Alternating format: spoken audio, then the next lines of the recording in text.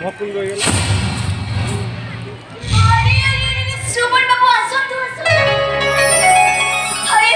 ବସନ୍ତୁ। ବସିବା ପାଇଁ ମୁଁ ଏଠିକି ଆସିନି ଭାଉଜ।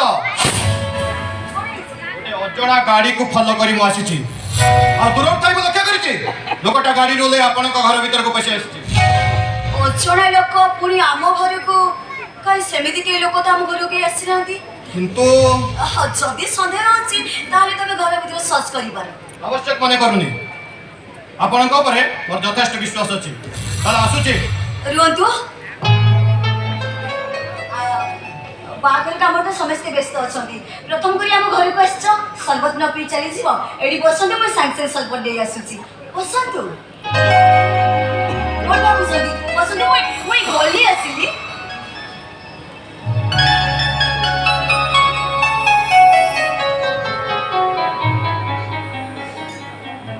Oh my God! आखि पिंछुड़ाके लोकटा कुआडे उभान ହେଇଗଲା। ଆଜି ଯଦି ମୁଁ ତାକୁ ଧରିବାରେ ସକ୍ସେସ୍ ହେଇଥାନ୍ତି ତାହେଲେ ଆଣ୍ଟି ସୋସିଆଲ ରାକେଟଟା ଧରା ପଡ଼ି ଯାଇଥାନ୍ତା।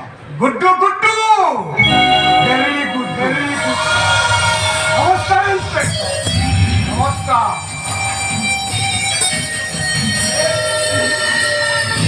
ହଁ ମୁଁ ଏଇ ବାଟ ଦେଇ ଯାଉଥିଲି। ଆପଣଙ୍କ ଗାଡ଼ିଟାକୁ ଦେଖି ମୁଁ ଏଠାକୁ ଚାଲି ଆସିଲି। କିନ୍ତୁ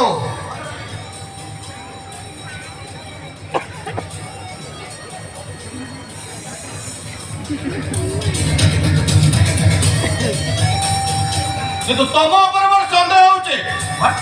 ମୋ ଆଖିରେ ଧୂଳି ଦେଇ ଖସି ଯାଇଥିବା ଲୋକଟା ତମେ ନୁହଁ ତ?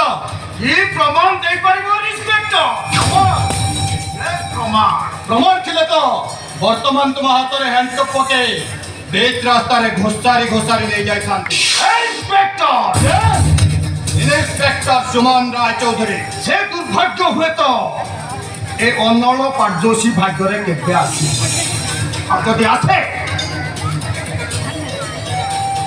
ତାହେଲେ ତମର ଏ ପାଦ ତଳର ମାଟିଟା ନଥିବ। ପାଦ ତଳର ମାଟି ହୁଏତ ନଥାଇପାରେ, ଏ ଇନ୍ସପେକ୍ଟର ସୁମନ ରାୟଚୌଧୁରୀ ବଞ୍ଚିଥିବ। ଆଉ ସେଦିନ ସେଣ୍ଟ୍ରାଲ ଜେଲର ମୁଖ୍ୟ ଦ୍ୱାରଟା ତମ ପାଇଁ ଖୋଲା ଥିବ।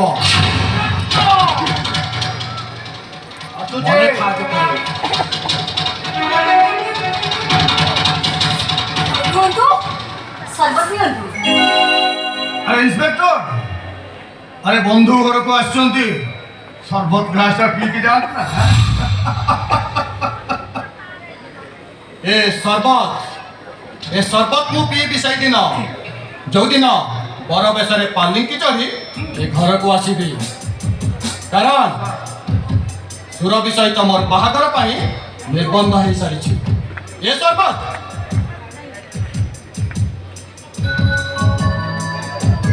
ମୋ ତରଫରୁ ତମକୁ ଇନଭାଇଟ୍ ରହିଲା। ମୋ ବାହାଘର ଦିନ ବରଯାତ୍ରୀ ହେଇ ମୋ ସାଙ୍ଗରେ ଆସିବ। ଆସନ୍ତା 21 ତାରିଖ ମୋ ବାହାଘର। ଆସନ୍ତା 21 ତାରିଖ ମନେ ରହିବ କେତେ? ଆସନ୍ତା 21 ତାରିଖ। ଆସନ୍ତା 21 ତାରିଖ।